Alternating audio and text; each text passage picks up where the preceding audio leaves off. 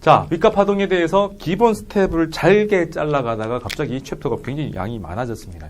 이걸 쪼개려고 생각을 했었는데 쪼개자니 또 너무 세분하게 돼서 그냥 한 통에 묶었습니다. 그리고 예제를 별로 안 남겼어요. 예제라는 게 거의 대부분이 그 이론에 해당하는 걸 한 땀 한 땀, 화관 하나하나 짚어가면서 물어보는 것밖에 없어요. 뭐 이게 꼬을 수가 없습니다. 좀 더 꼬아 나가는 것들은 이제 그걸 가지고 추론 단계를 조금 더 몇 단계 거치는데 그때 쓰이는 추론 소스가 똑같아요. 지금 얘기한 게 다입니다. 그러니까 요 하나하나를 완벽하게 자기가 방금 제가 설명한 걸 갖다가 노트에다가 쭉 써 나갈 수 있게 그렇게 연습하는 게 좋습니다. 자, 이제는 응용입니다. 파동에 우리 일상생활에서 파동의 응용이라는 건 딱 두 개밖에 없죠. 소리 아닌 빛입니다. 그죠? 첫 번째, 빛에 대한 응용. 거울과 렌즈야. 거울은 반사를 응용한 거고요. 렌즈는 굴절을 응용한 거죠. 그럼 반사라는 건 매질이 한 개. 근데 여기는 매질이 두 개가 필요하죠. 따라서 반사는 어디에서 하더라도 반사에서 생기는 상은 똑같아요. 공기 중에서 거울, 물 속에서 거울, 뭐 진공 중에서 어디를 보더라도 똑같은 거울만 있다면 내 모습은 똑같이 보일 겁니다. 근데 렌즈는 어디 있냐에 따라 다르겠죠. 공기 중에 놓여 있는 렌즈와 물 속에 놓여 있는 렌즈 다르겠죠. 물 속에 물주머니 가지고 물로 채우는 거면 물 속에서는 전혀 렌즈 역할을 안 하는데 그 물주머니를 공기적으로 딱 빼내버리면 어떻게 돼요? 굴절이 되니까 이거는 렌즈의 역할을 합니다. 그래서 렌즈는 굴절이기 때문에 두 매질 사이의 관계에 의해서 결정이 된다라고 되어 있죠. 그래서 색깔마다 또 렌즈에서 꺾이는 정도가 다르니까 다 초점이 달라지겠죠. 그래서 멀리 볼 때, 저 우주의 망원경을 때는 굴절 망원경보다는 반사 망원경을 쓴다라고 하죠. 뭐 그런 이유들입니다. 그걸 색 수차 혹은 모양 따라서 나오는 게 뭐 구면 수차 이런 얘기를 합니다. 여튼 그런 쪽에 대한 얘기들이라서 이제 거울과 렌즈입니다. 거울과 렌즈에서 뭘 구하고 싶은 거예요? 물체가 놓여 있으면 물체에 의해서 상이 어디에 생기느냐죠. 그거 가지고 거울 렌즈에서 나오는 게 이제 초점입니다. 초점이라 하는 거는 정의가 평행하게 들어가는 빛이 한 점에 딱 모일 때 그걸 갖다가 초점이라 부릅니다. 그럼 실제로 모일 수도 있고요. 아니면 평행하게 들어와서 마치 모였다가 나가는 것처럼 보이는 게 있습니다. 그래서 실제로 모인다 해서 이걸 실초점이라 부르고요. 이걸 갖다가 허초점이라 부릅니다. 그럼 상과 물체는 빛을 뿜어내는 것을 물체라 부르고요. 뿜어낸 게 다시 와서 모이는 것을 갖다가 상이라 불러요. 이렇게 모이는 게 아니라 처음에 나올 때 평행하게 안 나가고 그냥 막 발산했다가 수렴되는 그 지점을 우리는 상이라고 얘기합니다. 그럼 상은 우리 눈으로는 구분이 안 돼요. 물체에서 그냥 바로 쫙 나오면은 그게 물체인데 모이면은 상이지만 모인 다음에는 다시 뿜어져 나가니까 2차 물체로 작동을 합니다. 그래서 물체와 상은 우리가 손으로 잡아보지 않고서는 구분이 안 돼요. 그럼 실제로 우리가 보고 있는 것은 1차 상이 아니라 2차 상일 경우가 더 많죠. 눈앞에 있는 안경이 1차 상을 만들고 그걸 내 수정체를 통해서 망막에다 다시 2차 상을 만들어요. 이해됩니까? 우리는 저 대상을 인지했다고 생각하는데 대상이 맞는 상을 인지하는 게 보통이고 저처럼 나안으로 된 사람들은 대상이 맞는 1차 상을 인지를 하지만 여러분들처럼 안경을 끼고 있으면 대상이 만든 1차 상을 다시 내 수정체에 넣어서 2차 상을 만들어서 갑니다. 상과 물체는 똑같다는 거예요. 방향성입니다. 여기서부터 나오면 출발이 되면 물체고 도착이 되면 상입니다. 도착이 되면 그 다음 다시 출발하니까 다시 물체로 작동하기 때문에 거울 렌즈에서 이제 1차상, 2차상, 3차상 여러 번 차수로 변할 수가 있는 거죠. 정의는 뿜어내는 거, 수렴하는 거, 발산하는 거와 수렴하는 거 이렇게 구분을 합니다. 그때도 실제로 이렇게 만나는 것도 되는데 마치 만난 것처럼 지나가게 되어 있는 경우들이 생기겠죠. 그럼 그걸 갖다 또 구분해서 실상과 허상.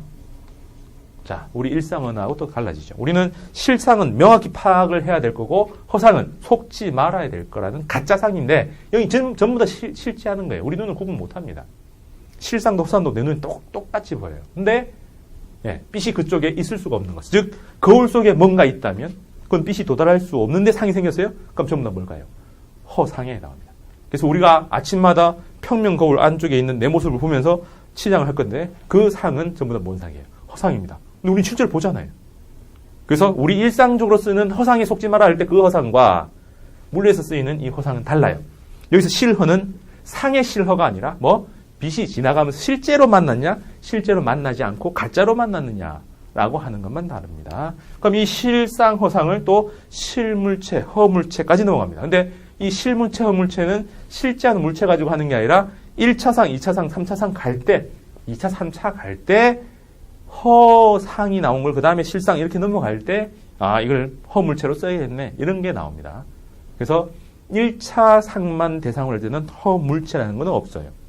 근데 2차, 3차 넘어갈 수도 있으니까 이제 얘기를 하는 거고요. 자, 이렇게 돼 있고, 우리는 값을, 물체는 A라고 하고, 상은 B라고 하고, 초점은 F라고 합니다. 전부 다 from, 어디? 거울 렌즈로부터, 물체까지 A, 거울 렌즈로부터 상까지 B, 거울 렌즈로부터 초점까지를 F라고 값을 줘요. 그럼 실자는 전부 다 플러스고요. 실물체, 실상, 실초점, 허물체, 허상, 허초점은 값이 마이너스 값이 들어갑니다. 자, 그러면 이런 개념이 있고 이런 게 있다라고 돼 있을 때 우리는 딱 두 가지 흐름으로 거울 렌즈를 처리를 할 겁니다. 하나는 작도, 선을 그려서 전개를 해보고요. 하나는 수치를 가지고 전개를 합니다. 계산합니다. 제일 간단한 거는 원래는 수식이에요. 거울 렌즈는 공이 하나의 공식밖에 없습니다. 아주 간단해요. 뭐냐면 A분의 1 더하기 B분의 1은 F분의 1과 같다. 물체까지 거리와 상까지 거리 그리고 초점까지 거리가 나오면 요 세 개 중에 두 개만 알면 하나가 나온다.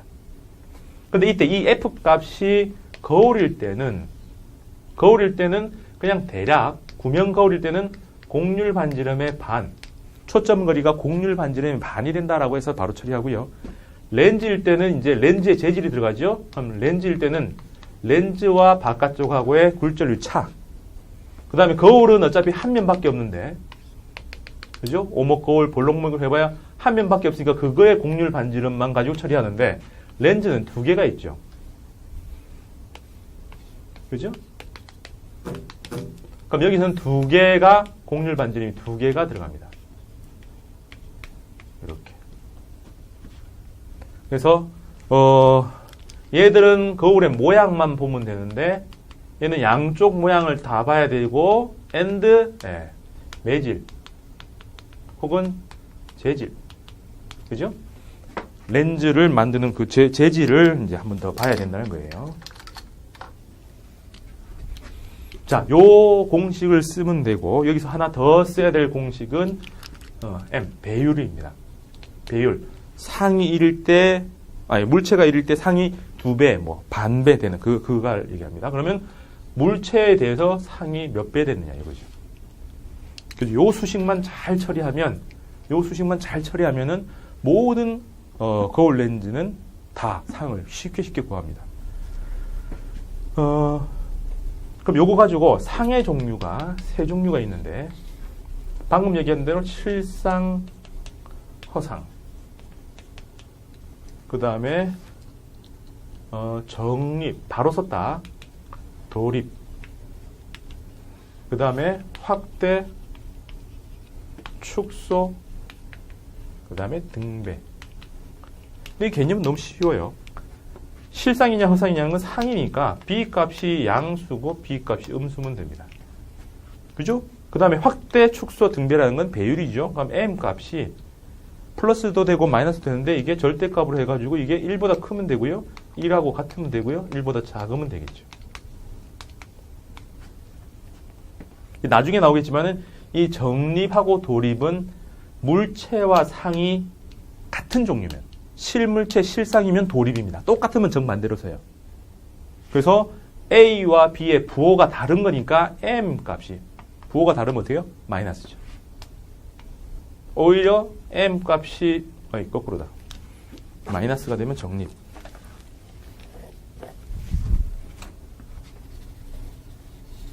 부호가 같으면 돌입이라고 했죠. 그래서 부호가 같은 경우는 양수, 이거는 음수.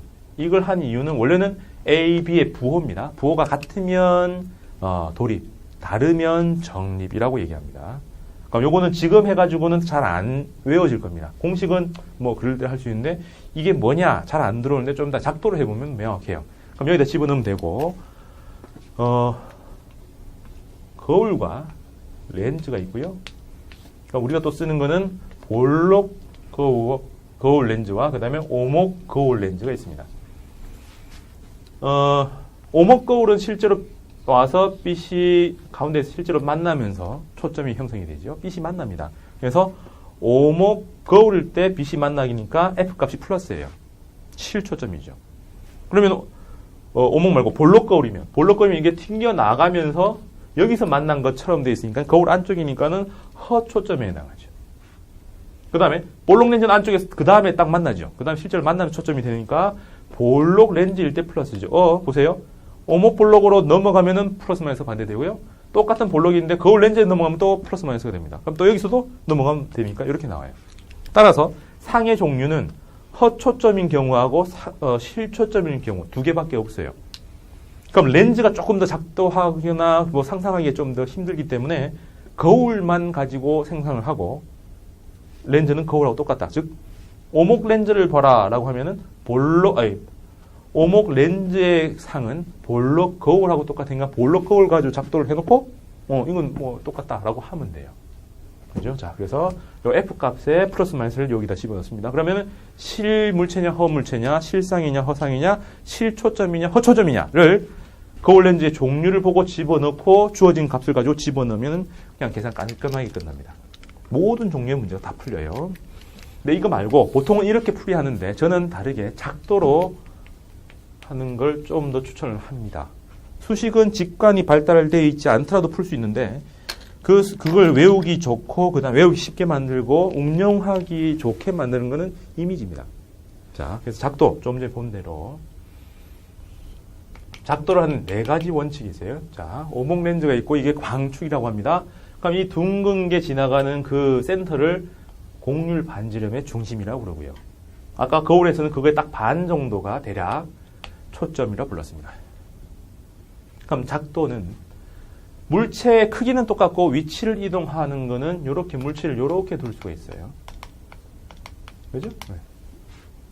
그러면 똑같은데 위치를 달리하면서 이제 여러 가지 작도가 가능한데 제일 우선 쉬운 거는 뭐 요 케이스를 보면 제일 쉬운 거는 평행하게 들어가면 모든 물체가 다 똑같죠. 어디 있더라도 평행하게 들어가는 것 똑같아요. 그래서 이건 기준선입니다. 어딜 지나요? 초점을 지나겠죠. 평행하게 들어온 거는 초점을 지나게 되어 있습니다. 근데 왼쪽은 실제로 빛이 지나가니까 실선을 그리는 게 맞고 오른쪽은 거울 속이니까 점선으로 처리를 해야 돼요.